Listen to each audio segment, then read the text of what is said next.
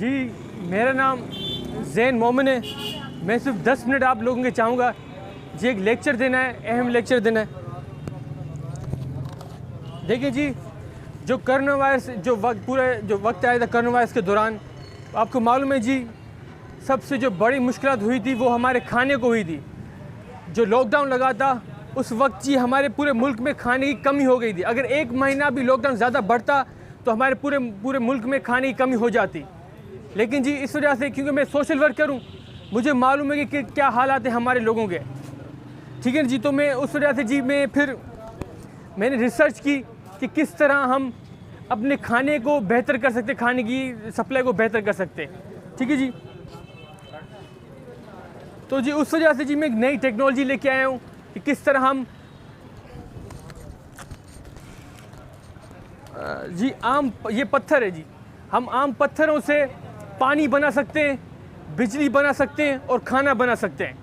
लेकिन इस पे ना मीडिया बात कर रहा है, ना कोई नुमाइंदे बात कर रहा है जी। वो कैसे इस टेक्नोलॉजी से जी हम बना सकते हैं, ये आप देखिए, जो पर्पल कलर की लाइट आपको अंदर नज़र आएगी, इसको जी कहते हैं प्लाज्मा आर्क, जिससे जी आग होती है, बिजली होती है, उसी का एक किस्म है, लेकिन ये उनसे अलग है। अब ये जी प्लाज्मा की, इसका क्या दो अहम काम करता है प्लाज्मा। ये जी चीज़ों को जोड़ता है और एक चीज़ को अलग करता है, एटम क्वांटम लेवल पे, ठीक है जी। तो एक प्लाज्मा काम है। तो इससे हम जी बिजली बना सकते हैं, पत्थरों से खाना बना सकते हैं और ओबियसली पानी बना सकते हैं। लेकिन इस पर कोई बात नहीं कर रहा कि हमारे पूरे पाकिस्तान में पत्थर, पहाड़ हैं, ज़मीन है, लेकिन उसको कोई यूटिलाइज़ नहीं कर रहा है कि उससे भी हम खाना बना सकते हैं। एमरजेंसी के, स्पेशली कोरोना वायरस जैसे वक्तों पे हम एमरजेंसी में इनसे भी ये चीज़ें बना सकते हैं, लेकिन इस पर कोई बात नहीं कर रहा, ठीक है जी। लेकिन जी तो इस तरह जी मैं यहाँ पे आया हूँ ताकि आप लोगों की मदद मांगने कि किस तरह हम अपने मुल्क को बेहतर कर सकते हैं। देखिए जी, हमें प्लाज्मा के लिए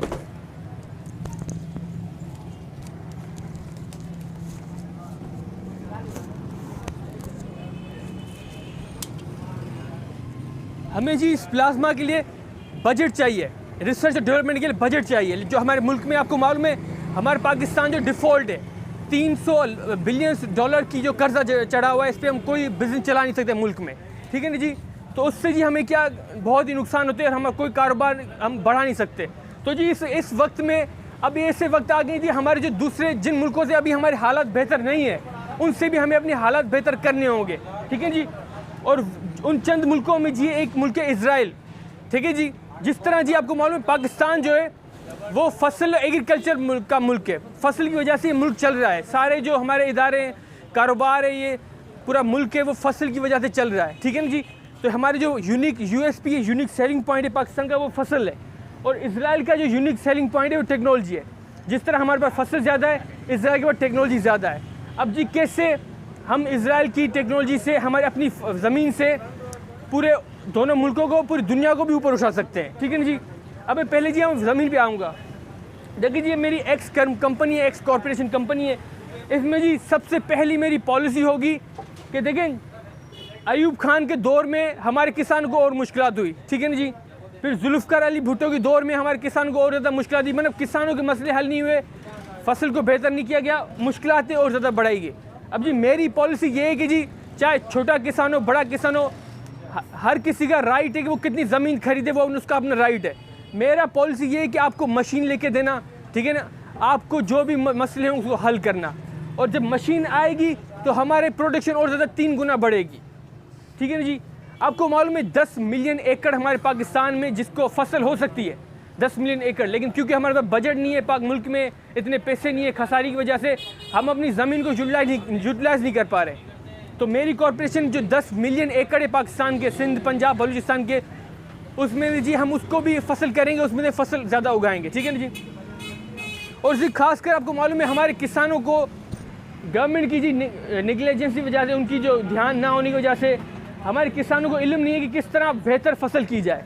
एक मिसाल दूं आप लोगों को, आपको मालूम है जो ज़मीन में जब फर्टिलाइज़र करते हैं, स्प्रे करते हैं, तो ज़मीन की क्वालिटी देखकर उस हिसाब से स्प्रे करते हैं। उस क्वालिटी की चेक करने के लिए कोई मशीन होती है, जैसे इलेक्ट्रिक कंडक्टर होता है, ठीक है जी, सॉल्ट मेजरमेंट मशीन होती है, सैलिनिटी, एसिडिटी, एल्कलाइन, ये टेस्ट करने की मशीनें होती हैं। लेकिन हमारे पाकिस्तान में ये मशीनें नहीं है, तो किसान को मालूम नहीं होता कि उसकी ज़मीन का कंडीशन क्या है। तो उससे ज़्यादा जी लाखों रुपए फर्टिलाइज़र पे ज़ाया करते हैं और हमारा अनाज भी, हमारी फसल भी उस क्वालिटी की नहीं होती, क्योंकि हमारे किसानों को इल्म नहीं होता।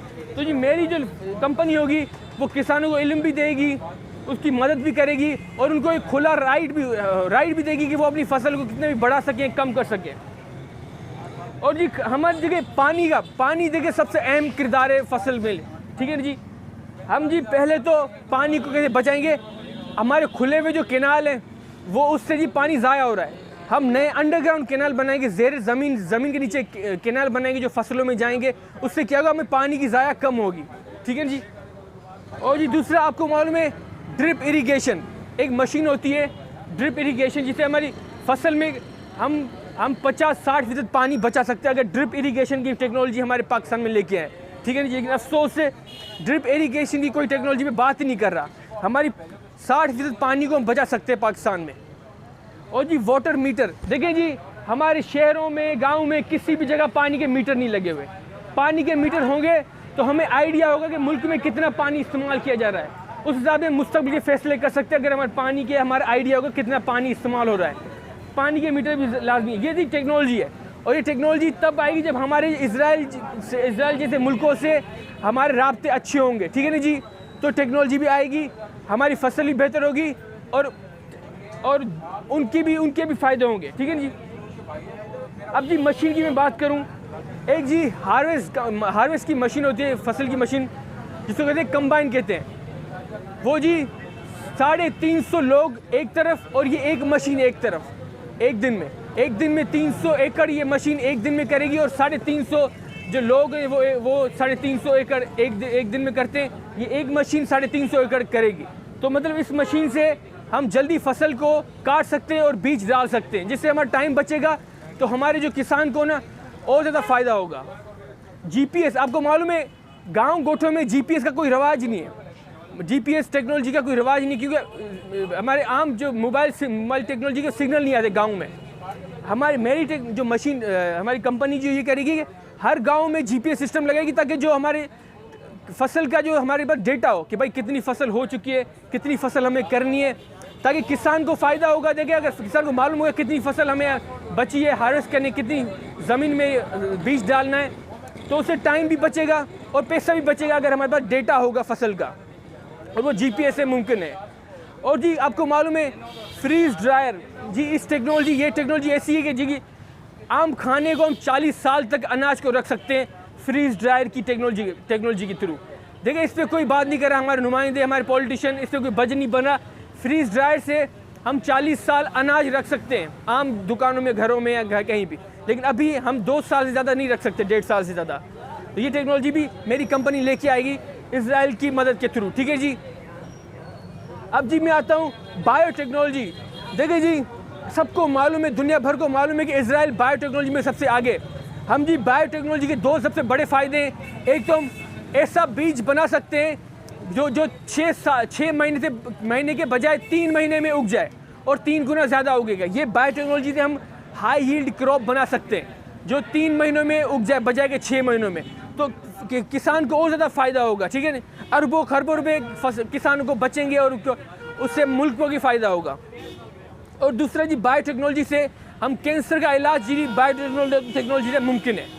अगर ये हम पाकिस्तान में लेके आएँ तो जी हम कैंसर और कोरोना वायरस जैसी बीमारियां मुल्क में आएंगी नहीं, अगर हम DNA के रिसर्च करें, जीन थेरेपी में रिसर्च करें।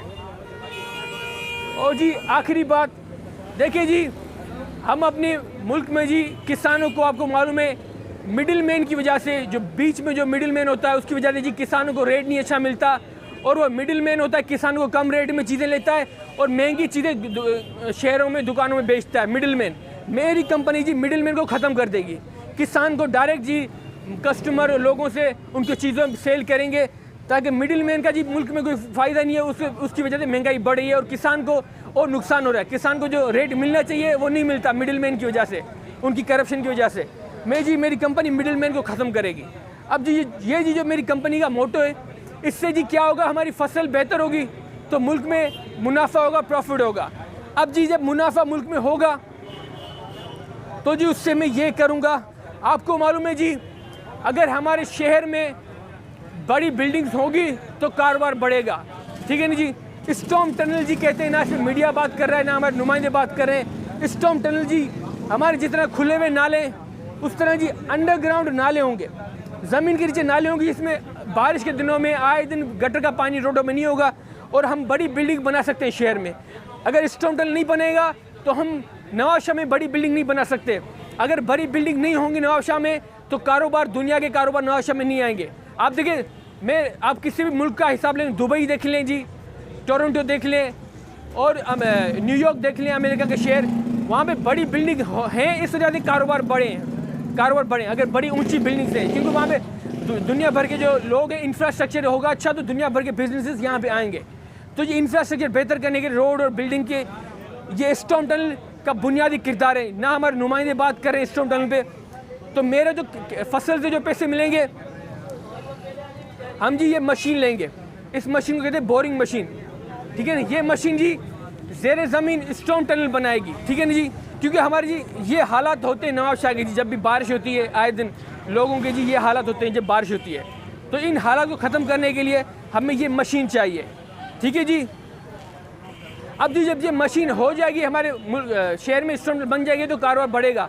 तो जी जब बिजनेस शहर में आएंगे नवाबशाह में, कारोबार बढ़ेगा तो और पैसे आएंगे नवाबशाह में, ठीक है जी। जब और पैसे आएंगे मुल्कों में, हमारे शहरों में, पाकिस्तान में पैसे आएंगे तो फिर जी हम इस टेक्नोलॉजी में, प्लाज्मा टेक्नोलॉजी में रिसर्च डेवलपमेंट कर सकते हैं, वरना हम नहीं कर सकते, ठीक है जी। तो ये प्लानिंग है मेरी।